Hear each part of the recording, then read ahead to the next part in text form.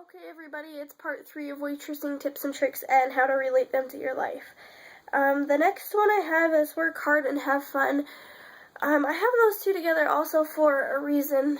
When I go into work, I go in knowing my focus is to do my job correctly, efficiently, as fast and as well done as possible that I can do it. And I don't go in thinking it's going to be a party. Now that I've gotten to know my coworkers a little bit and I know certain things about them, I can go in and have a little bit more fun. When I first started, all I thought it was work, work, work, work, work, and I didn't really have fun. I didn't get to know a few of my coworkers, and they have unfortunately left, but from what I know of them, they were pretty nice. As far as my coworkers now, we all know each other and get along great and have fun. But when I go in there, I go in knowing I'm giving 110% of my time and my focus to my residents, to my coworkers, to my bosses. But I'm also going there not necessarily to have fun, but to enjoy myself. Because if you can't enjoy yourself at work, then there's something wrong. You should be allowed to have a little bit of fun with your coworkers or with the residents or whoever it is you're working with. I always go in knowing that I'm going to come out feeling most of the time happy and pleased with the work I've done, and also the fun and friendships I have made and the good times that I will always be able to remember, and the experiences I'll be able to one day share with my children and my husband. That's way in the future. But it's always nice to have those and be able to tell them to my family that I have now, my sister and my mom especially. They really like hearing about some of the things that happen. And so I say work hard, but also enjoy what you do. Enjoy who you are working with, whether it's your coworkers or residents or whoever it can be. Just enjoy it, because those are some of the things that you're going to really enjoy and want to remember someday. The next one I have is manners and politeness. I always try and say please and thank you, and I appreciate that, especially if I know one of my coworkers has helped me out with something, or one of the residents has helped me out with something.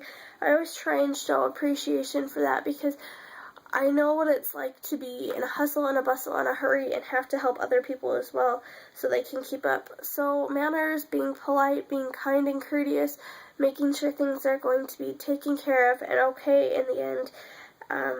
I think those are all very important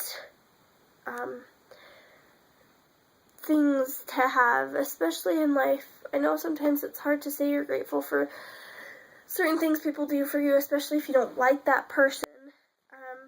And also just in general, remembering to say please or thank you, or I appreciate that you did that, or I appreciate that you took time enough to think about me or help me out with that. And I have been guilty of it as well, forgetting to say please and thank you, or I appreciate that, or just in general. But I have tried to do my very best to say I appreciate something somebody does for me. And I try and be polite and courteous as well, and respectful.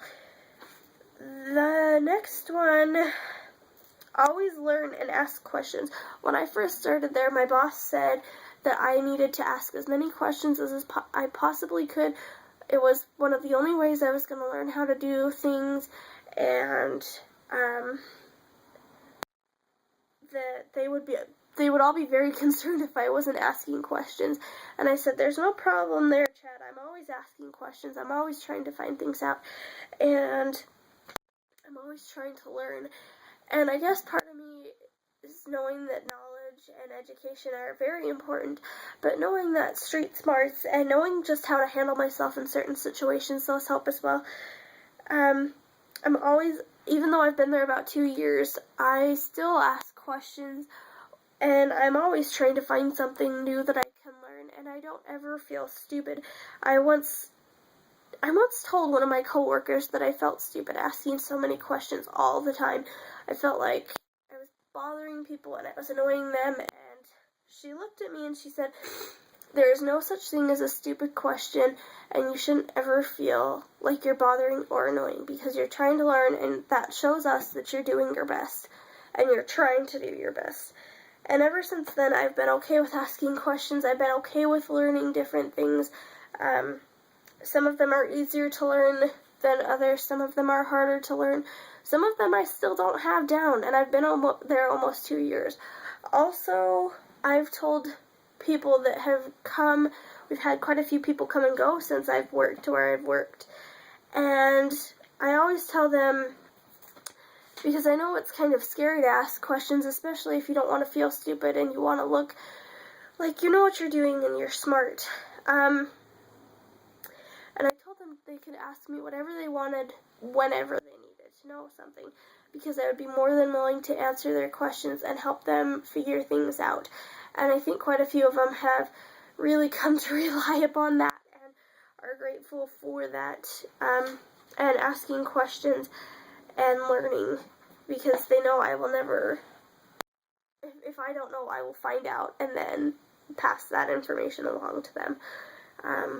And that if they have to ask a question, they know they can ask everyone, but I get quite a few questions from quite a few people on how to do certain things.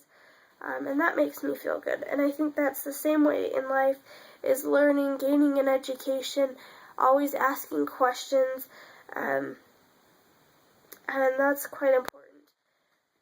The next one, this one was kind of a hard lesson for me to learn, and it is that you can't please everyone. And when I first started there, I had a few of my coworkers say, I was like, I don't think some of them like me. I don't think they like the service I give, or they don't like this, or they don't like that.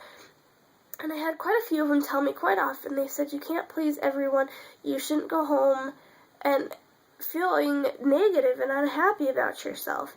Because I would do that, and I would say, oh, I don't know if the residents like me, or I don't know if my coworkers like me, and I want everyone to like me so that I can, really make an impression for my job.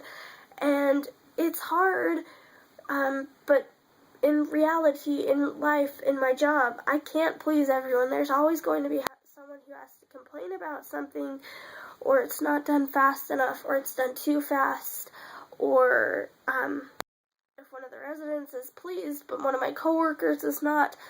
And that was kind of hard for me to learn, because I wanted everyone to like me, and I wanted everyone to know that I was giving 110% every time. And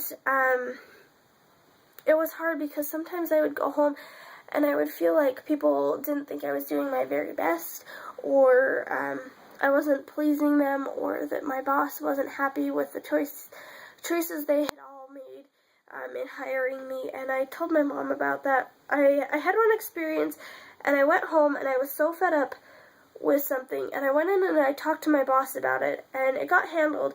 But that's when I really, really understood that not everyone can be pleased. Either your coworkers might be upset with something you've done, or one of the residents might be upset with something you've done, or you're not happy with something you've done. Your coworkers are okay with whatever, the residents are fine, and sometimes I'll go home and feel like, man, I know I could have done that better, or, so there's always going to be someone, and in life, I think that's hard to understand. That's something not, you want to be a people pleaser, especially if you're a people pleaser. You want everyone to be grateful and happy, and that's not something you can do all the time, every time with people, and sometimes that's a hard lesson to learn, but it's a good lesson to learn. And I will see you in part 4 of my waitressing tips and tricks.